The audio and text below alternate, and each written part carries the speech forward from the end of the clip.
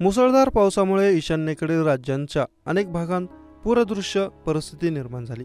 2 दिवसांत पावसामुळे 30 जणांचा मृत्यू झाला। पावसाने आसाममध्ये 8, अरुणाचल प्रदेशमध्ये 9 जणांचा बळी घेतला आहे। आसाममधील 15हून अधिक जिल्ह्यांतील सुमारे 1 लाख लोकांना पुराचा फटका बसला। केंद्रीय गृहमंत्री अमित शाह यांनी आसाम, अरुणाचल प्रदेश आणि सिक्कीमचे मुख्यमंत्री आणि मणिपूरच्या राज्यपालांशी चर्चा केली आणि परिस्थितीचा सामना करण्यासाठी सर्वतोपरी मदत करण्याचे आश्वासन दिले। गेल्या काही दिवसांपासून सुरू असलेल्या मुसळधार पावसामुळे रस्ते वाहतुकीबरोबरच रेल्वे आणि फेरी सेवेवरही परिणाम झाला। अरुणाचल प्रदेशात गेल्या 2 दिवसांत मुसळधार पावसामुळे दरड कोसळून 9 जणांचा मृत्यू झाला। मुसळधार पावसामुळे दरड कोसळल्याने मुख्य रस्ता बंद झाला। त्यामुळे उत्तर सिक्कीमच्या विविध भागांत शनिवारी सुमारे 1,500 पर्यटक अडकून पडले। सिक्कीममधील मंगन जिल्ह्यातील तिस्ता नदीत गुरुवारी रात्री 11 पर्यटकांचे वाहन कोसळून झालेल्या दुर्घटनेत एकाचं निधन झालं तर 2 जण जखमी झाले। या घटनेत 8 जण बेपत्ता झाले।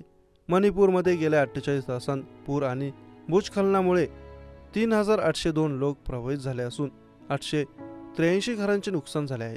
त्रिपुरातील अगरतळा येथे अवघ्या 3 तासात सुमारे 200 मिमी पावसाची विक्रमी नोंद झाली। मुसळधार पावसामुळे मोठ्या प्रमाणात पाणी साचल्याने मॅनहोलमध्ये पडून एका व्यक्तीचा मृत्यू झाला।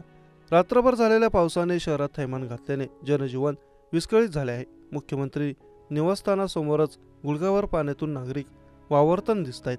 पश्चिम त्रिपुराचे जिल्हाधिकारी विशाल कुमार यांनी सांगितले की अनेक सखल भागांत पुराचे पाणी शिरल्याने 5,000हून अधिक शहरवासियांनी अगरतळा महापालिकेच्या 27 मदत छावण्यांमध्ये आश्रय घेतला आहे।